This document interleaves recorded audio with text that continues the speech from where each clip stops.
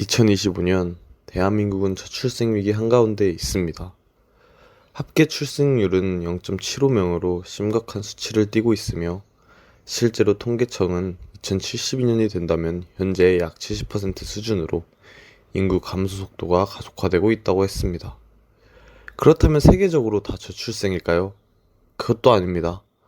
우리나라는 세계 최저 수준이며 선진국 평균의 합계 출생률이 1.3에서 1.5명이라는 것을 보았을 때도 크게 대한민국이라는 나라만 저출산 위기에 봉착해 있다고 볼 수 있습니다. 이러한 대한민국의 저출생, 어떠한 원인이 있을까요? 남녀 갈등, 세대 갈등, 취업난 등 여러 원인이 있을 것입니다. 그럼에도 제가 생각하기에는 국가는 어떠한 원인이 크게 작동하는지 알지 못하는 것 같으며 그렇기에 지금까지 약 280조의 예산을 투입했지만 아무런 성과도 거둘 수 없었던 것 같습니다. 따라서 저는 이번 과제를 통해 어떠한 요인이 출산에 영향을 크게 미치고 또 그 문제를 해결할 저만의 방법을 제시해 보겠습니다. 먼저 원인을 찾기 위해 저는 세종에서 힌트를 얻고자 합니다. 세종특별자치시는 대한민국의 유일한 특별자치시로 2012년 7월 1일 공식 출범했습니다. 세종시에서 힌트를 얻고자 했던 이유는 저출생이 지속되는 동안에도 0.97인 2023년을 제외하면 매년 합계 출생률이 1이 넘었기 때문입니다. 그리고 이럴 수 있는 이유는 세종시가 정부 부처의 이전으로 생긴 행정중심 복합도시로서 이전 온 대부분의 사람들이 젊은 공무원이라는 점이라고 생각했습니다. 직장의 안전으로 인해 결혼을 하고 아이도 많이 키울 수 있기 때문입니다. 그러나 이거 하나만으로는 타 도시들에 비해 월등한 합계 출생률을 이루어냈다는 사실이 믿어지지 않았습니다.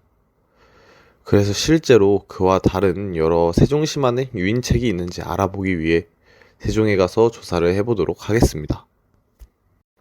저는 경부고속버스 터미널에서 세종청사로 가는 버스를 탔고 약 1시간 40분에 걸쳐 세종시에 도착했습니다. 세종시를 처음 본 느낌은 깨끗하다, 쾌적하다였습니다. 서울과 비교했을 때 교통량이 많지도 않고 또한 주변에 공원도 많으며 역시 아이를 키우기에는 좋은 인프라는 충분했습니다.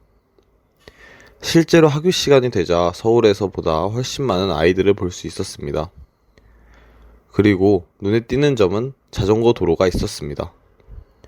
모든 곳에 자전거 도로가 깔려 있고 또 서울의 따릉이보다 더 많은 공용 자전거들이 비치되어 있어 사람들이 많이 이용하고 있었습니다. 그리고 버스의 이용자 수가 많지 않기에 도착지까지 설정하면 버스비로 데려다주는 이응버스도 눈에 띄었습니다. 이렇게 여러 인프라를 보다가 전문적인 사람들은 어떻게 생각하는지 여쭤보기 위해 여러 부동산들에 가서 여쭤봤습니다. 어떠한 인프라가 저출생 문제를 해결하는 것 같다고 생각하십니까? 이를 통해 얻은 답변은 우선 학교가 많기에 적은 인원을 집중적으로 가르쳐 교육적인 질에서 훌륭한 수준을 기록하고 있다고 합니다. 그리고 다음으로 강조하신 것이 가장 큰 차이라고 생각하는데 바로 복합 커뮤니티 센터입니다. 이게 처음 들어봤을 때는 무엇인지 몰랐지만 예전 말로는 동사무소라고 합니다.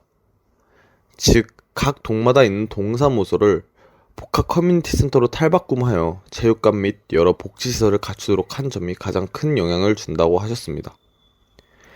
그래서 실제로 가본 결과 제가 생각하는 서울의 동사무소와 달리 매우 큰 규모였고 또 여러 아이들과 가족들이 이용하는 것을 볼 수 있었습니다. 하지만 이러한 인프라는 서울에서도 충분히 다른 복지시설들을 통해 얻을 수 있는 것이기에 정말 중요 원인은 무엇인지 궁금하였고 그래서 세종에서 아이를 키우고 있는 어머니들을 대상으로 심층 인터뷰를 진행했습니다. 제가 중점적으로 여쭤본 것은 결혼이 아닌 출산에 대한 것이었습니다. 즉, 세종에서 아이를 낳았을 때 어떻게 결심을 하게 되었는지에 대해 여쭤봤습니다. 그렇게 여러 대답을 얻었지만 공통적으로 얻은 대답은 둘이서 같이 키운다는 것을 확신했을 때 아이를 낳겠다고 결심했다고 하셨습니다. 즉, 둘이서 돈을 벌지만 한 측에서만 육아를 하는 것이 아니라 함께 공동 육아가 가능해졌을 때 아이를 낳기로 결심했고 그렇게 2명, 3명 아이를 갖게 되었다고 말씀하셨습니다. 이런 사실은 저로 하여금 저출생 문제에 대해 새로운 관점을 열어주었습니다. 세종시의 출생률이 높은 이유는 단지 인프라 혹은 안정적인 직장으로만 생각했는데 보장된 양육시간이 아이를 갖는 데 중요하게 작용한다는 것이었습니다. 따라서 육아와 관련된 제도가 확실히 보장된 공무원들이 자녀 계획에 적극적일 수 있었습니다. 대표적인 제도 몇 개만 들자면 부모 한 명당 3년씩 인정되어 부모가 모두 공무원일 경우 최대 6년까지 육아휴직 사용이 가능합니다. 그리고 이 기간 동안 호봉이 계속해서 인정된다는 점도 고무적입니다. 뿐만 아니라 8세 이하 자녀가 있다면 1일 최대 2시간까지 근무 시간을 줄일 수 있는 육아시간 제도도 큰 역할을 하고 있습니다. 이렇게 육아시간의 보장이 자녀 계획에 큰 영향을 미치는 것을 보고 저는 모든 기업이 육아와 관련하여 공무원 제도와 똑같은 제도를 마련하게 해야 한다고 생각합니다. 노동시간을 유연하게 정할 수 있는 육아시간 제도와 충분한 육아휴직 기간을 주게 된다면 출산에 크게 기여할 수 있습니다. 하지만 기업에서 이를 꺼리는 것은 바로 대체 인력의 부재 때문일 것입니다. 저는 그 대체 인력을 정년 퇴직한 노년들로 채울 수 있다고 생각합니다. 전문성은 물론이고 일에 대해서도 훨씬 뛰어나기에 특별 채용에 있어서 크게 기업에서도 무리가 없다고 생각하며 이 제도를 도입한다면 저출생뿐만 아니라 노인 정년 문제도 어느 정도 해결할 수 있다고 생각합니다. 또한 매년 약 50조에 달하는 저출생 관련 예산을 이러한 제도를 잘 실행하는 기업에 인센티브 형식으로 줄 수 있다면 마다하는 기업은 크지 않을 것으로 보입니다. 지금까지 저는 저출생의 문제에 대해서 알아보았고 그 중에서 양육시간의 보장이 주 원인이며 따라서 이를 해결하기 위해 단순히 눈에 보이는 것에 예산을 투입하는 것이 아니라 기업들을 변화시키는 구조개혁이 필요하다고 주장합니다.